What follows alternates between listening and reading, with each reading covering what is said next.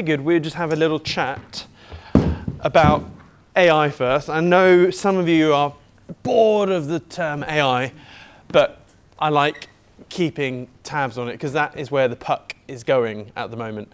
And one of the things I said at the last cuddle, and I say constantly to those around me, is it's all about the second order thinking and beyond. Up, up, jump. Oh, should normally up. There we go. You need second order thinking and beyond. So for example, everyone's looking at ChatGPT and going, oh yeah, I can make a really good chatbot for, FAQ chatbot or some copywriting or SEO search term type stuff. But everyone is thinking like that. It's such a convoluted area. So if you go to futuretools.io, the list of bots out there at the moment is just ridiculous. There are thousands of different things. So what can you do what is the second order thinking? Is there something which not many people are thinking of? Does anyone remember the business idea that I came up with and I spoke about last cuddle? Jeff is nodding. L.O.R.A. Huh, yeah. Huh, interesting. So you do remember and listen. Yeah. Maybe the podcast you said the other day. I was in the. Oh, nice one. Yeah. So we're doing it. In fact, we have the CTO, the Chief Technical Officer, in the room right now. Hey, it's Miggs. Hey. So I always like doing business within the community. So Miggs is CTO, and we really got going with it sort of relatively recently. Unfortunately, we can't launch it just yet, but I can show you what it looks like. Sorry. Don't engage with it just yet because the APIs aren't done yet, but it's called Legal Beagle AI. Oh no, Legal Beagle Bot. Sorry. .ai. We should launch in a week or two. But it's basically this. So what we're going to be doing is exactly what I mentioned at the last cuddle. So if I scroll down, it's using ChatGPT 4 or 3.5 or 4. Okay, this is not working. Pips, down you go.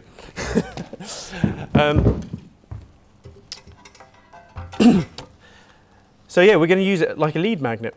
And we're just focusing on commercial litigation. Oh no, actually it does all law. And we will be scraping as much UK case law as possible. And basically training it, because obviously... They're going to be on WhatsApp.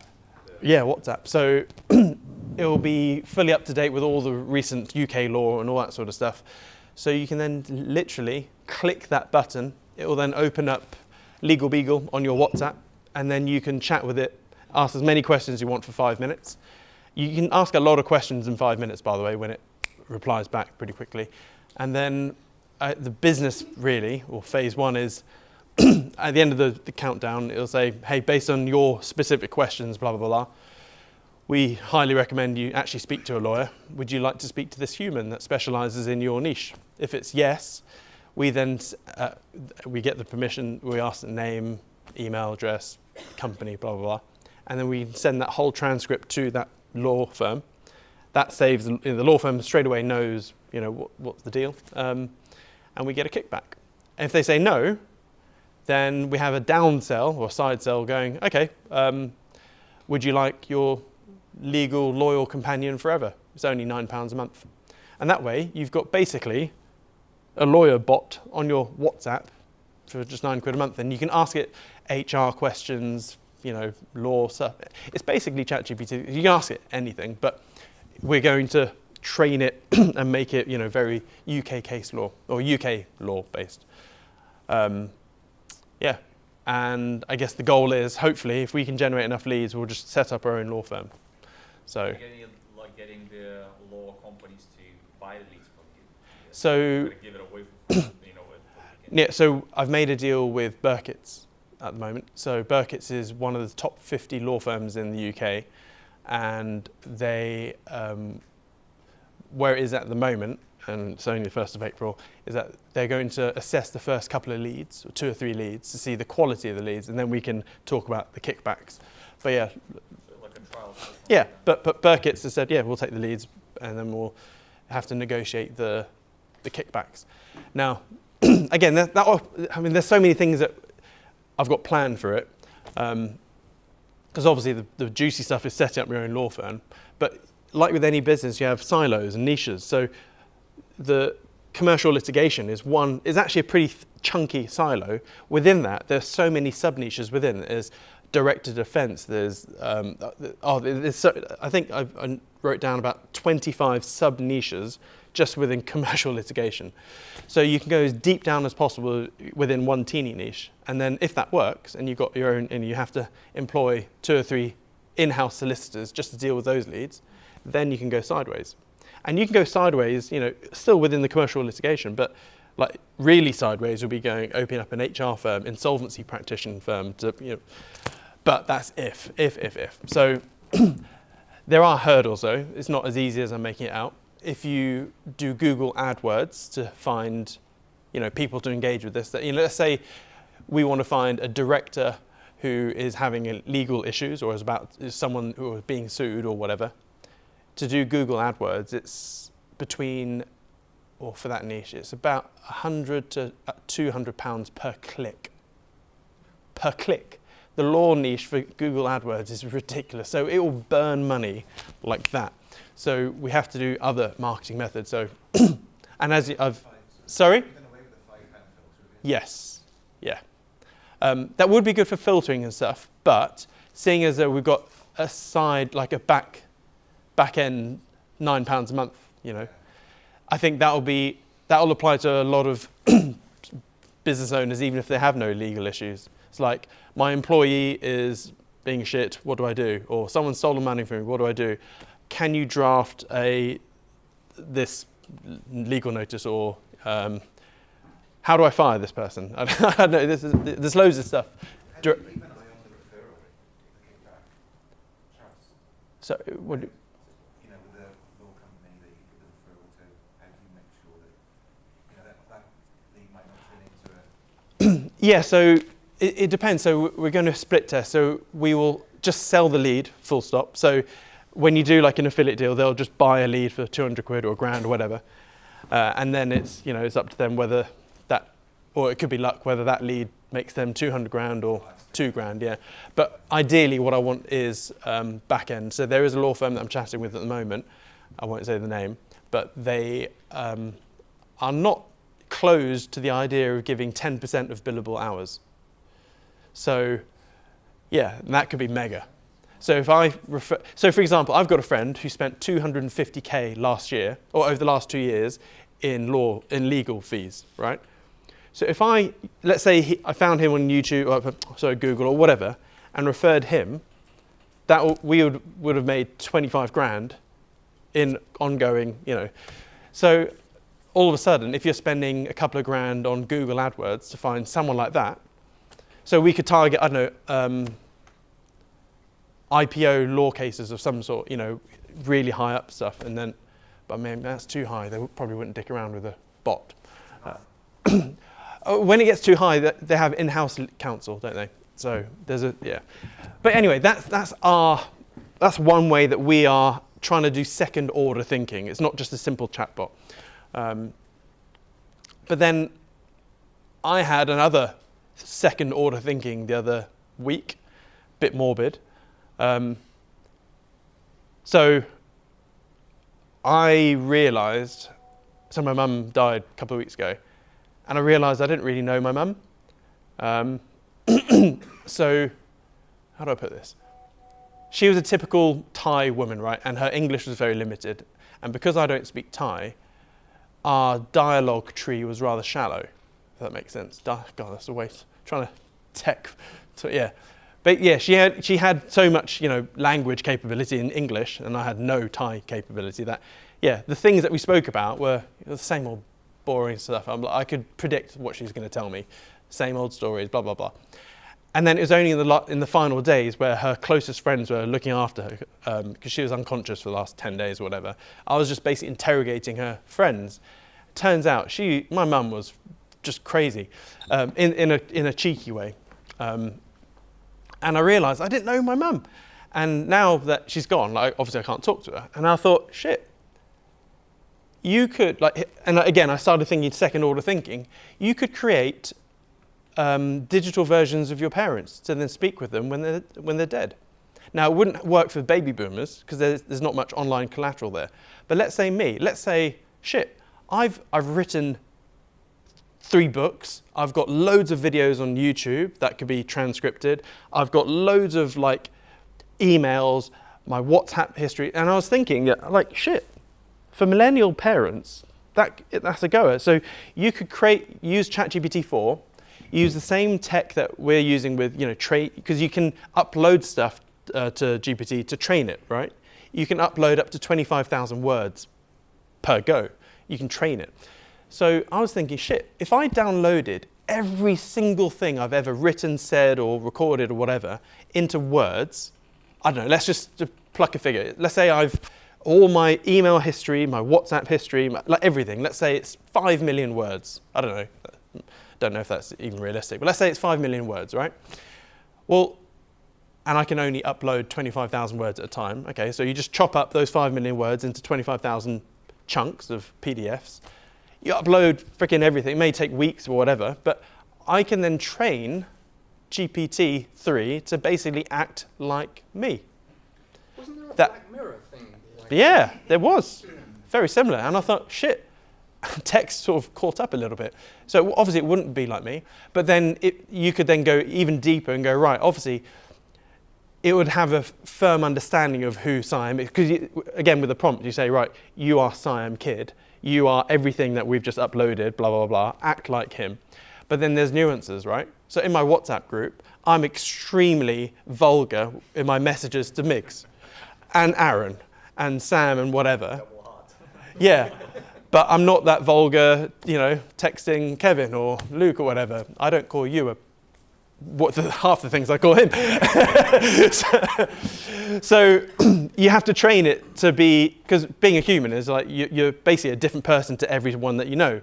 So there's a lot of context there, which obviously you don't get tonality in text, whatever. So the bot could easily think that I hate Migs based on the language I use. But that might be fixed, like so now ChatGPT 4 came out, and then they also try to Getting go down better. to 5, but maybe 5 will be even better. 5, 6, 7, whatever. Yeah.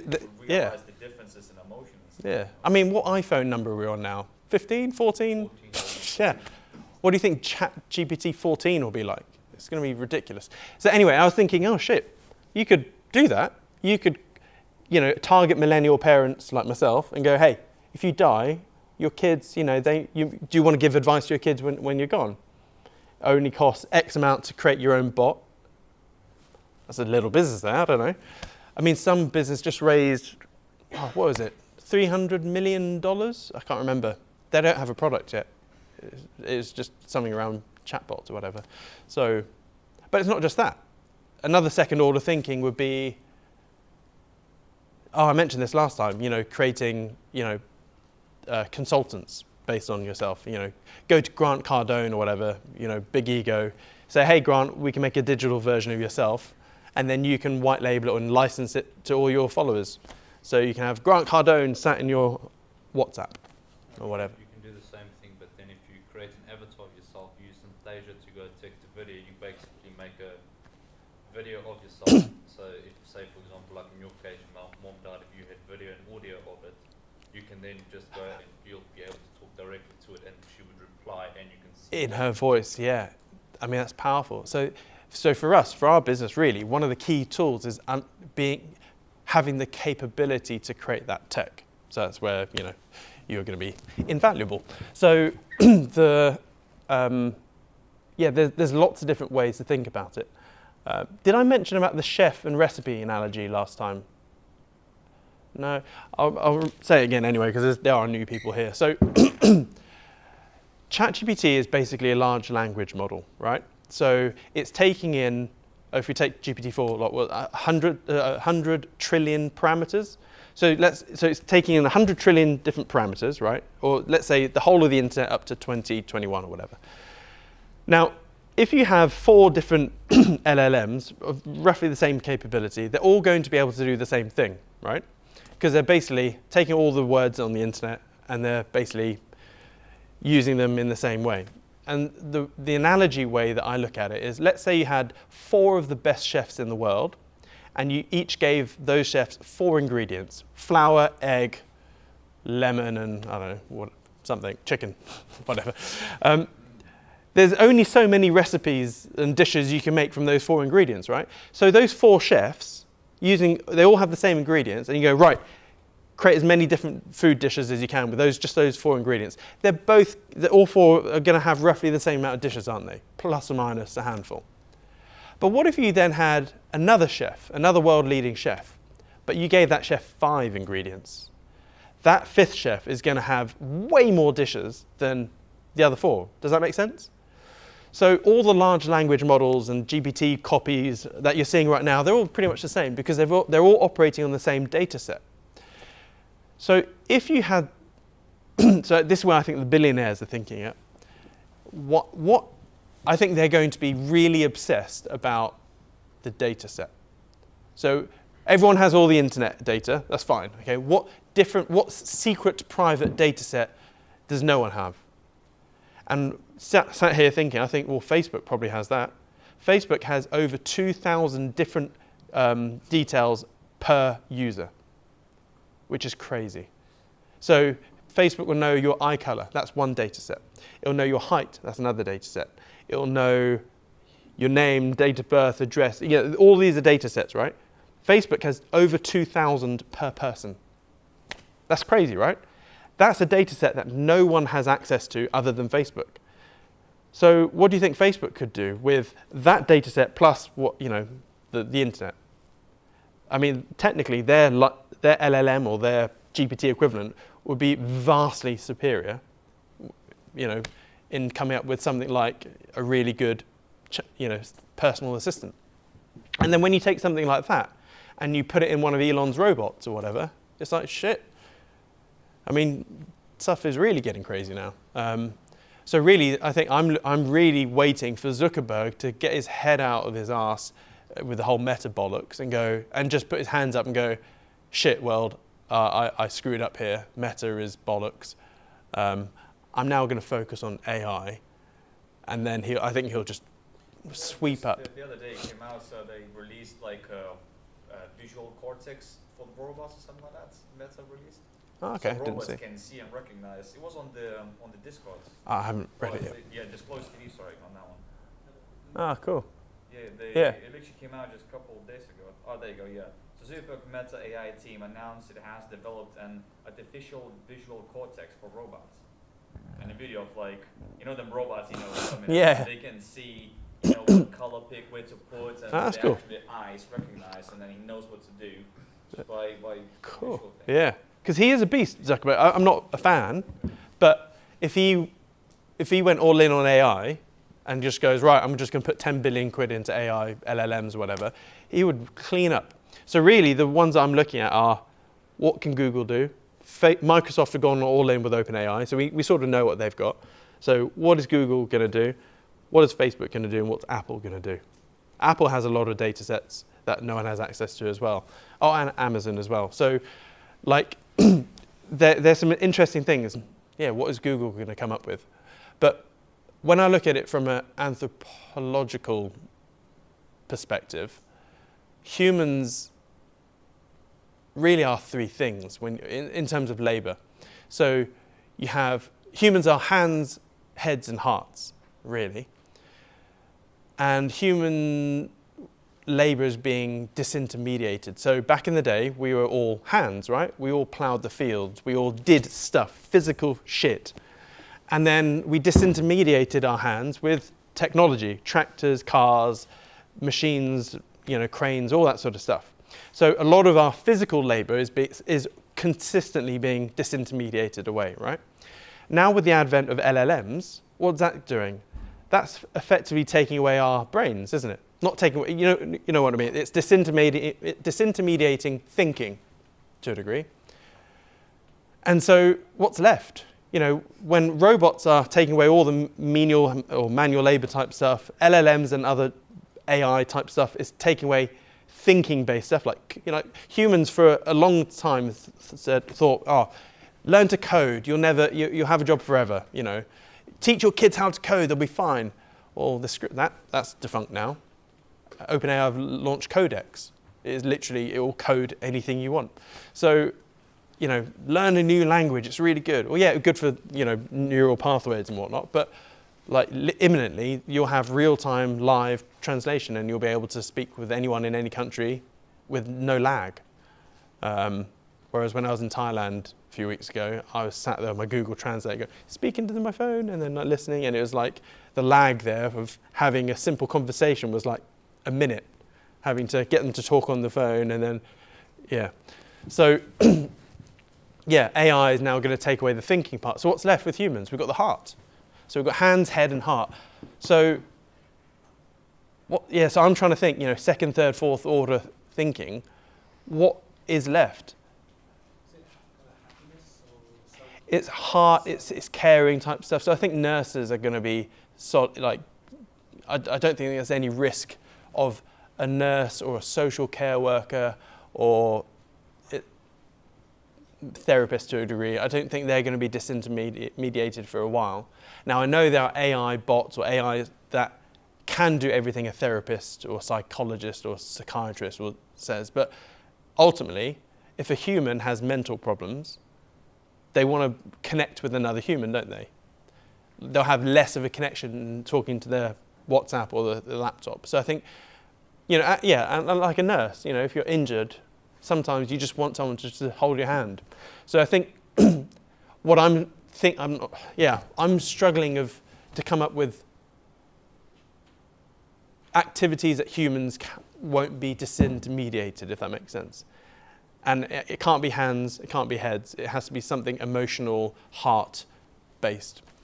Can anyone think of anything? Because I'm stumped. Is that where maybe VR comes in and you brought in, you actually go into something else? You actually almost transcend that in a digital way through a type of VR or something like that? Don't know. Go into another. I don't know, because even conversations, even now, because when I think about the heart and the head, even now, you go to any restaurant, any country, you look at a table of 4, and then just randomly, and then just notice how often the people check their phone in just, you know, even a table of 2, you know, husband, wife, boy and girl, whatever, any spare moment, like one goes up for a wee, boom, phone up straight away. Like any spare moment, or even when they're talking, they both will be on their phone, right? So already your phone is more interesting than the human being directly across from you, right? And let's just fast forward your own personal AI assistant chatbot. Let's say fast forward 2-3 years. It knows you inside out. It knows how you think. It knows how you type and talk to people. It knows all the nuances about you, how you think, your dreams, goals, and aspirations, right? You're going to find talking to humans really freaking boring, like even more so. You're just gonna want to talk to your AI assistant more than a human. Already, I mean, if we're all honest, there are, like, when you plot humans, we are all on different parts, right? And if you ever meet someone who's somewhat diametrically opposed to you, you're naturally not going to gel well with that person, if that makes sense. So there's sometimes I meet someone, I go, like, in the first 2 seconds, you are so boring, I just cannot wait for my airtime to try and put in an excuse to go to the toilet or something. Like, who's been in that situation? Yeah? Now, I'm just being honest, right? Everyone has been in a situation where, like, instantly you regret engaging in this conversation. And I think when you amplify that, you know, I see more people just disengaging with other humans more and just engaging more with their bot because it's way more interesting. Like for me, I couldn't give a shit about the football or superficial things. I don't like talking about other people or things. I like talking about concepts. I like talking about space and like deeper type stuff. That's what like gets me going. Not when someone's going, oh, and I went to the hairdresser and then I was trying to pull out on this drive and this car wouldn't let me go through. And I'm like, oh, for fuck's sake, this is so boring. It's inconsequential. Like, yeah. So I don't like those conversations. My wife now understands that I don't like those conversations. So, yeah. So, I don't know. Because for mobile industry, will take, well, you can't replace all robots, but it will take a long time to do, you know, to go in a house for robots and to hack and take. Oh, you'll be quick. You'll be surprised, mate. You'll be surprised. Buying a robot. Yeah. Sorry? I think they've all went out, go around the house, Yeah. new things, a bit like Tesla's bot already does that. Or it's doing. It can identify because it's got visual seeing. Because it doesn't use LiDAR or anything like that. It can see. It knows. I can't wait for that. I can't wait. Don't Yeah. have to hire people who just work. Exactly. No PAYE. There's no holiday. There's it'll work Just charge. 24/7. Yeah. Charge every night. Yeah. But Be like Lewis, you mean?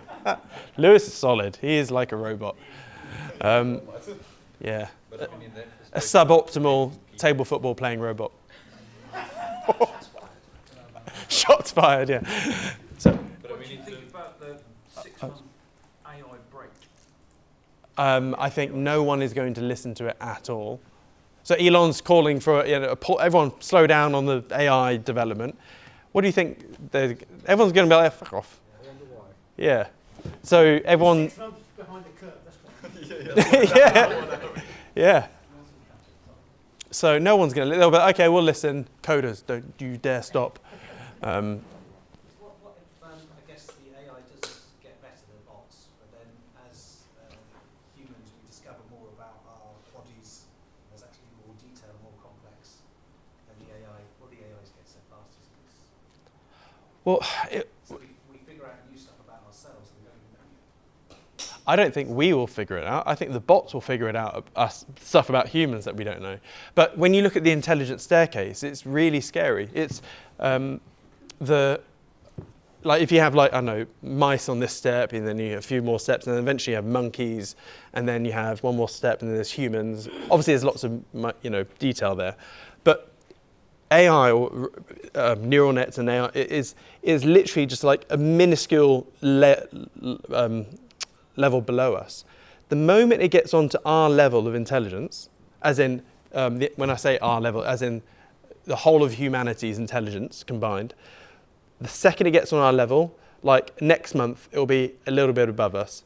Next month, it's going to be like 10 steps above us. And then literally within the space, I reckon, here's how fast it'll be. Within a year of AI getting to the same level of intelligence as humanity, within a year, it will be doing stuff that humans won't even comprehend, won't even be able to understand what it's doing. It will be like a human intelligence compared to an ant. There's no way an ant could ever understand quantum mechanics. Most humans don't understand quantum mechanics, nor do I. Quantum tunneling and stuff like that, an ant could never understand it. It'll be like that, but AI is, yeah. It's already passing exams and stuff, isn't it? Oh, it's passed all like the L.O.R.A exams, the bar, economics. Yeah, it's done the MBA recently. So I think it's interesting. But how do humans remain relevant?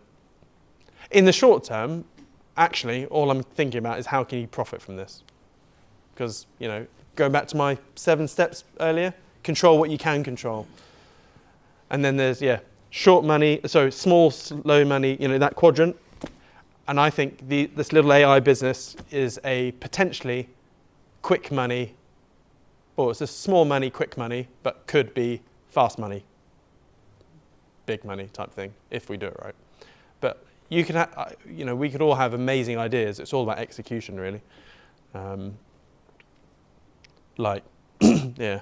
If we gave, one person legal beagle bot and another person legal beagle bot, they're both going to get different profit levels, aren't they?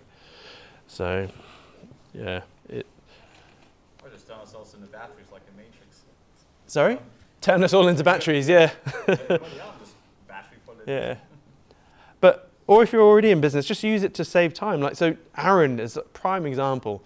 We had a really interesting conversation a few weeks ago, and I was just trying to understand the customer work or the user experience journey, you know, because he's a really good tattoo artist.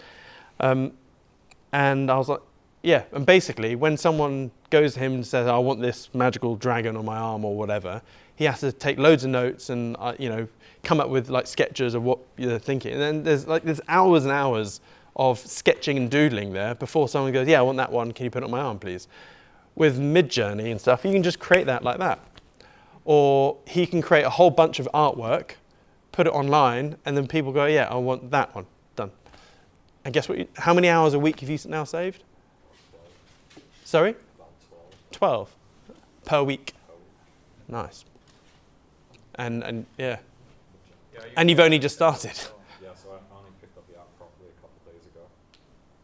Nice. And the most basic command prompts is already made my apprentices almost redundant. So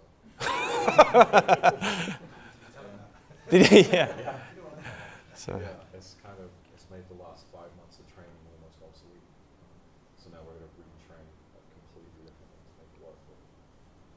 And anybody else who's not keeping up with it either, the AI can outperform most mid-level tattoo artists already in terms of skill set. So then all you are is somebody who can control the machine to get what the AI generated to the skin. That's all you are now.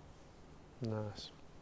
I think every business can utilize AI somehow. It may not be customer facing. It may just be a simple time saving thing. Like, you know, like even for RT, I want an RT bot. I want all of you to have a WhatsApp bot that's got all of the videos that have been transcripts uploaded, so it knows how I trade, whatever. So if you have any trading questions, you go to WhatsApp, so it's nice and easy. You don't have to log into some sort of portal. I mean, I struggle to log into my own RT portal sometimes, especially if it doesn't remember my login details. But if you had a WhatsApp bot, you know, RT bot, can I upload this screenshot? Is this a good entry? Yes or no? I mean, that would be pretty handy, wouldn't it? It would make Discord even quieter. Just the fact you can ask it so many questions and get such detailed answers. Yeah, It's just mind-blowing. I know. I explain it to my partner or friends and they just haven't even tried it yet. It's just like, remember when I was talking about Bitcoin years ago? Yeah. Just give it a try. They just don't. It's just, yeah, it's nuts. Like, for example, last night at 5 o'clock, so Friday, 5 o'clock, I received a new lawsuit. Someone's suing me. Last night. And I was like, oh, for fuck's sake. There's a bot for that? Yeah, I know. So guess what I did? I copied the whole letter, I pasted it into the bot, and went, what the hell is this? And I was like, what does this term mean? Oh, it means this. What does this term mean? It means this. Cool. What is this person's actual case against me? This.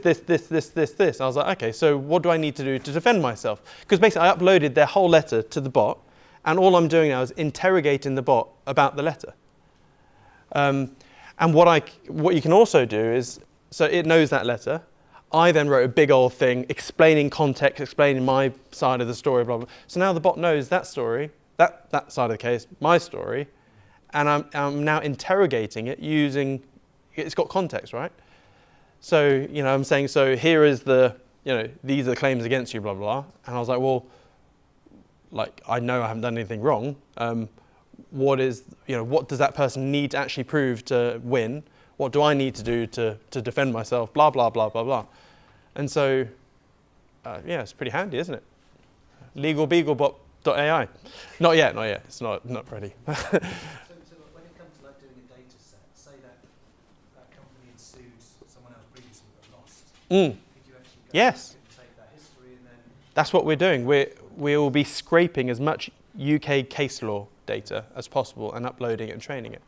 So it will be able to know, oh, on the 13th of August 2019, there was an identical case, and this was the outcome because blah, this was the defense, this was the attacking case, blah, blah. Yeah, so again, it's all about the data. And luckily for the law, all the case law is just on the internet. You literally just copy and paste, upload, done. And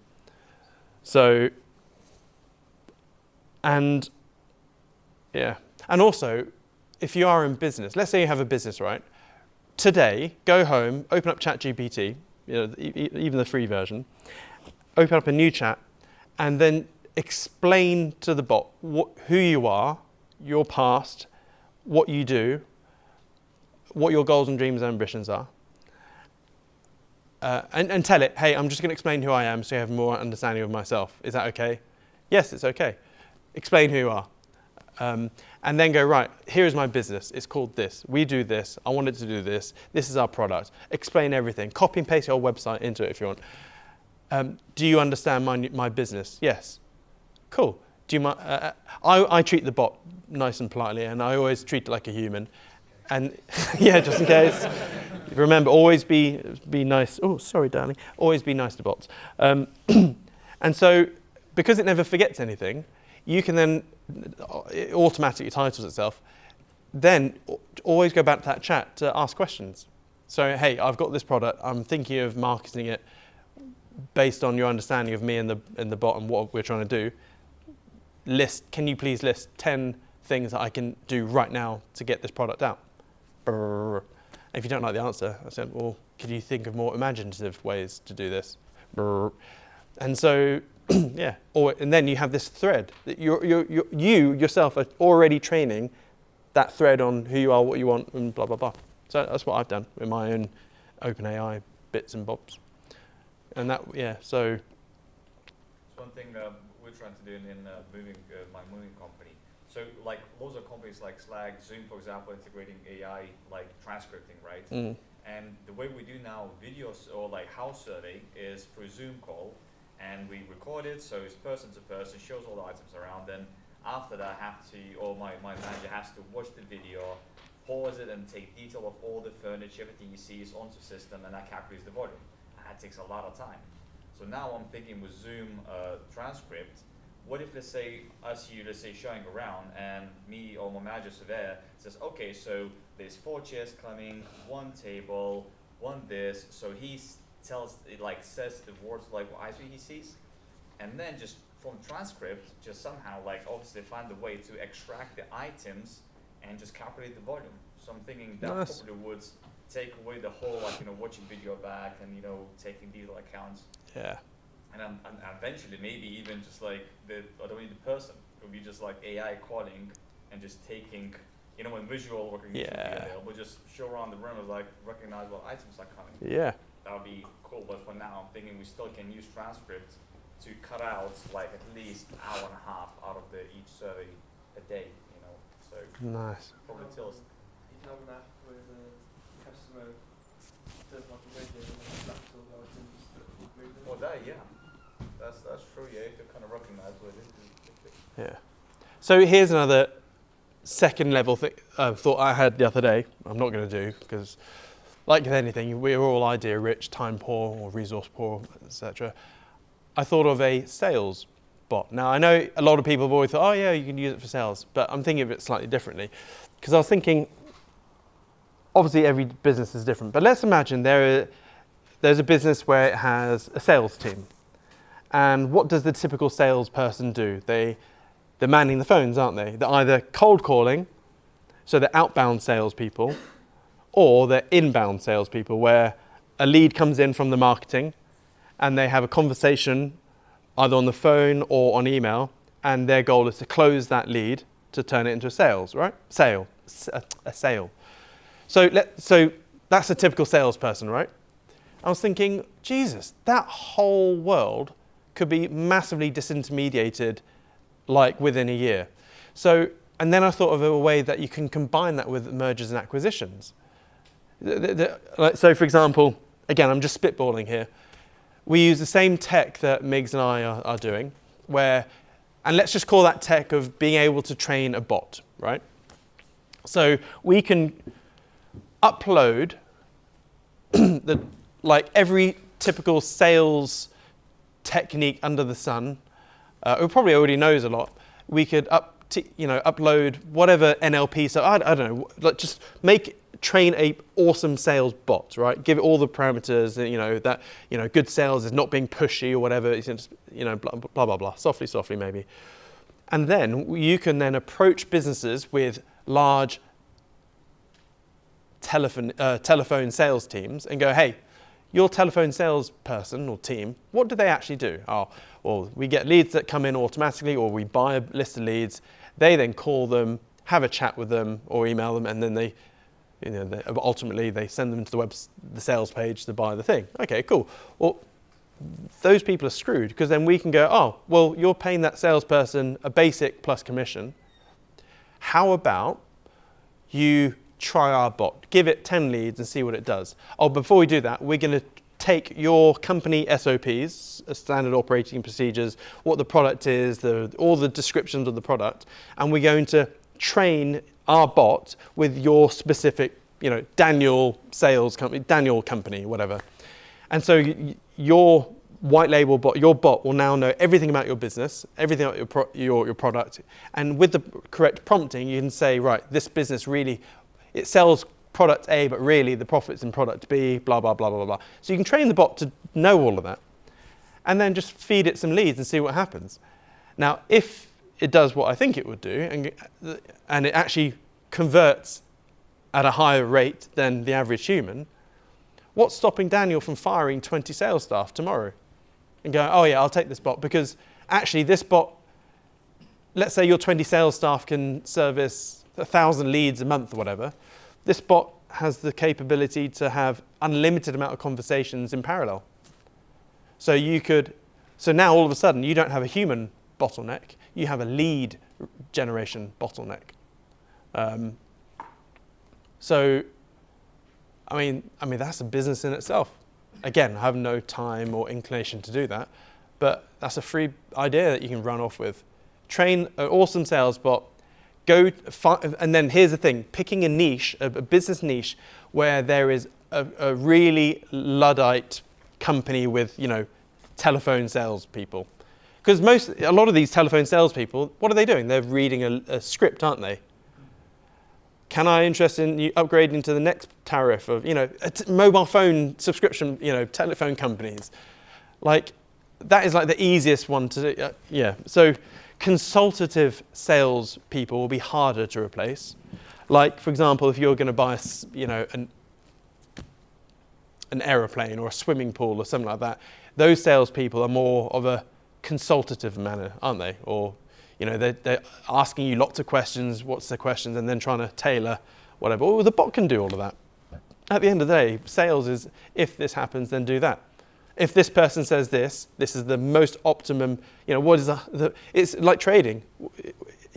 What is, in terms of probabilities and expectancies, it will know what is the best thing to say to this person with that particular objection based on the last 10,000 phone calls or whatever. So yeah, you could create sales bot, and your goal is to destroy every salesperson in the UK. I haven't worded that right. Oh yeah, I said M&A. Okay, so that's first. That's phase one. Can you sell this bot to a company and go, oh yeah, for £2,000 a month you can have this sales bot, and they'll be like, oh god, yeah, I'm spending 10 grand a month on payroll, 2 grand a month, yeah, bargain, cool. You can go out and get a load of companies like that. But that's, I think, very surface level thinking. A better way to do this is go, Daniel company, you have, 20 telephone salespeople. Let's just say your sales force is costing you $500,000 a year in salaries, right? Well, you have a secret weapon.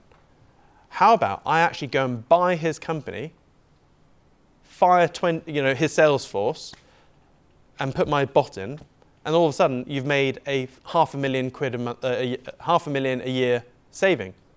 Where does that £500,000 go? It goes straight to the bottom line. So on day one, that business now makes £500,000 more profit overnight. Now it's very brutal because I'm the worst person at firing. I cannot fire people. I've held people on way too long before. But if you didn't give a shit, that's a thing. I'll fire 20 for you. But yeah, but then and that's when, M&A methods come in. Like there are loads of ways you can acquire a company for no money. You've all heard my L.O.R.A method? Yes? Who's not familiar with my L.O.R.A M&A method? Okay, may as well. I don't plan on using this anytime soon because I'm busy. Because I've got a really good success story and pain story all in the same case study. But long story short, the L.O.R.A, I used to call it the NORA, the no risk acquisition. But I now call it the L.O.R.A, it's the low risk acquisition. So L.O.R.A, Jesus Christ. Sorry, you guys can't see. I'll move it back here. So very quickly, can you all see? Maybe not. Big broad brush type thinking. Let's just say there is a company here and it makes 10 grand a month profit. It's in a low exit multiple industry. And you want to come along and you want 35% of the business. I'm using actual stats from a previous L.O.R.A I did before. And you agree with the business owner, or that business owner goes, oh yeah, you try and value, today, what do you think 35% of your business is worth?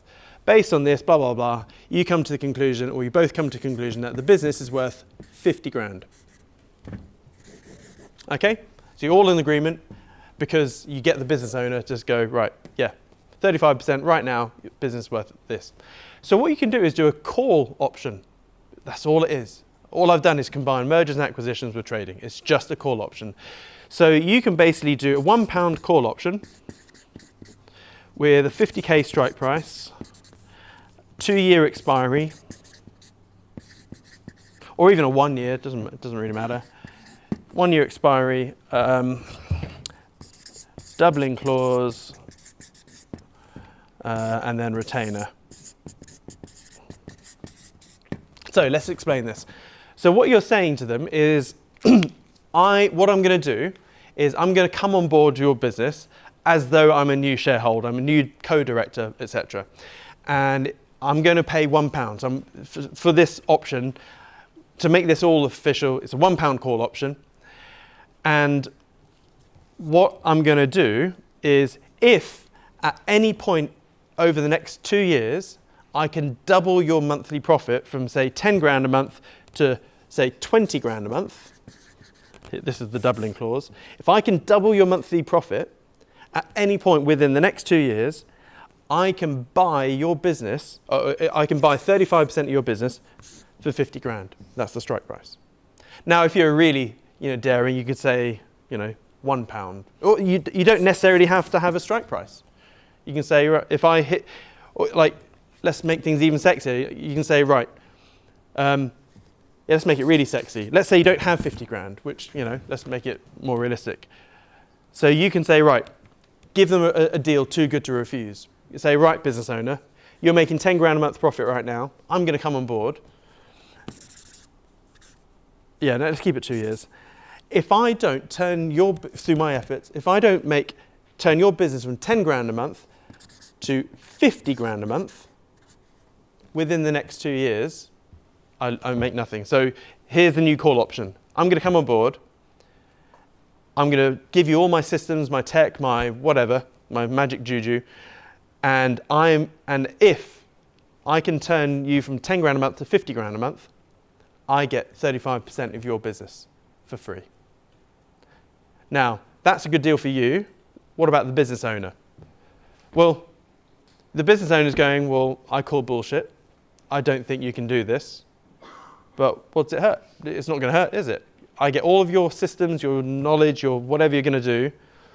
And let's do the numbers. Let's say all of a sudden it does work and the business is now worth, in fact, let's work this out. At 10K, what is 65% worth? It's, sorry? 6.5. Oh, sorry, different question. So 35% is worth 50K.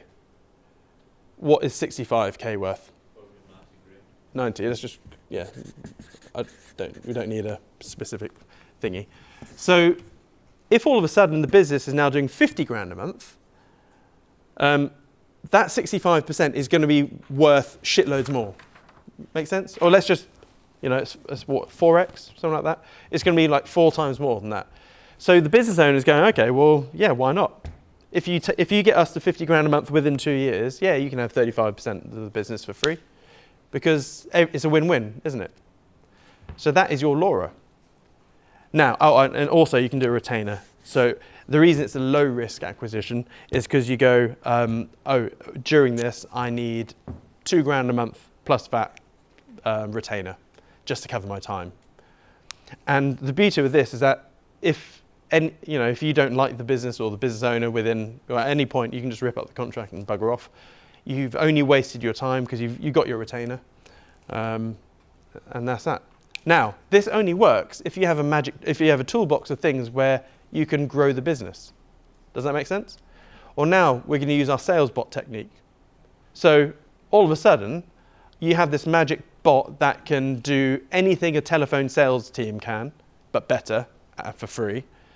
So what businesses are you going to target? You're going to target a business that does let's say, has £500,000 in salaries going to telephone salespeople. So you go and find a business that has a telephone sales team. I don't know, how many people is that? Let's say with salaries and commissions, let's say it's 50. That's what, 10? That's 10 people, isn't it? Is that right? 20, sorry, 20. God, that's not that much, is it?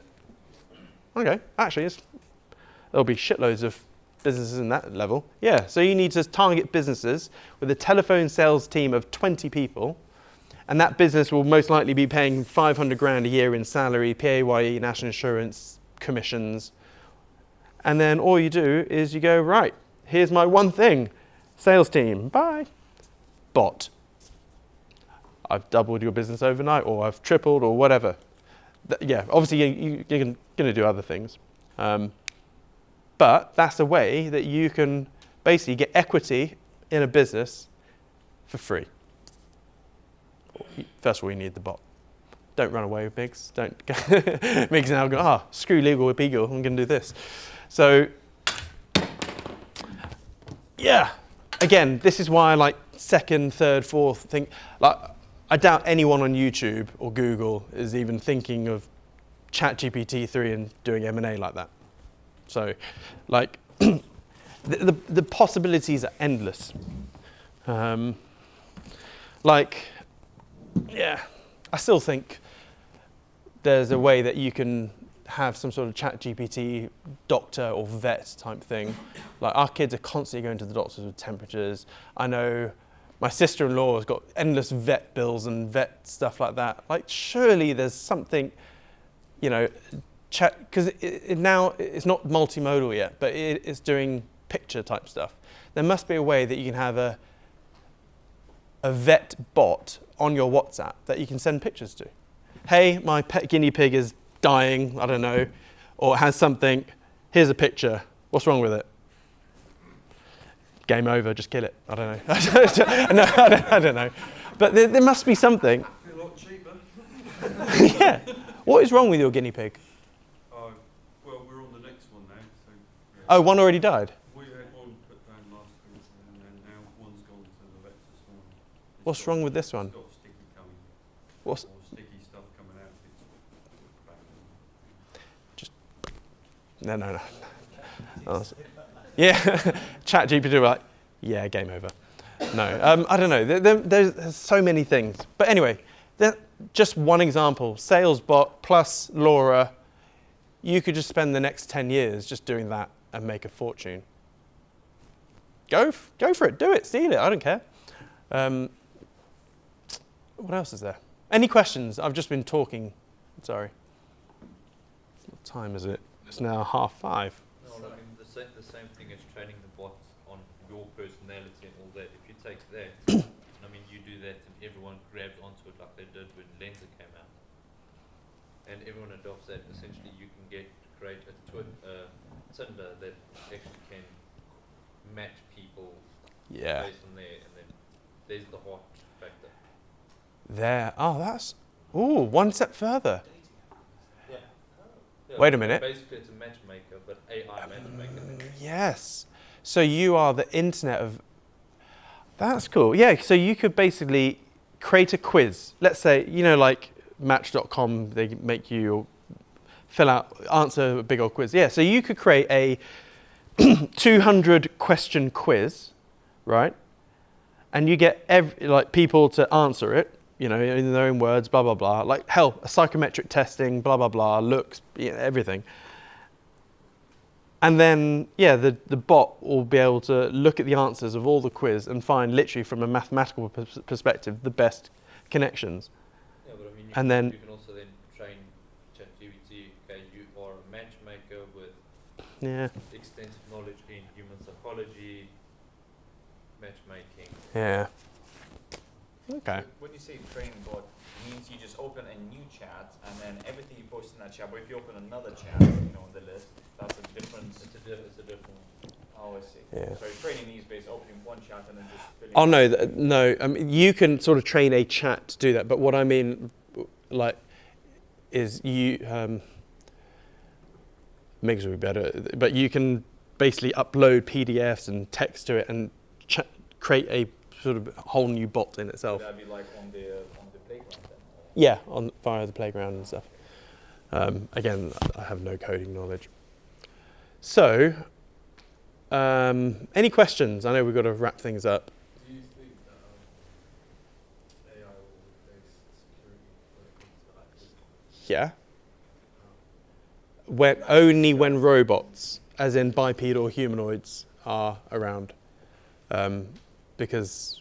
There's already a scary thing out there that basically you can polymorph itself, where it makes itself look at one thing, it'll bypass the firewall undetected, and then Shit. Actually, that's interesting because security is not just yes, you got a ticket, you can come in. There's other aspects, isn't it? What if this person's being drunk and unruly? I don't know how a robot could replace that. Yeah.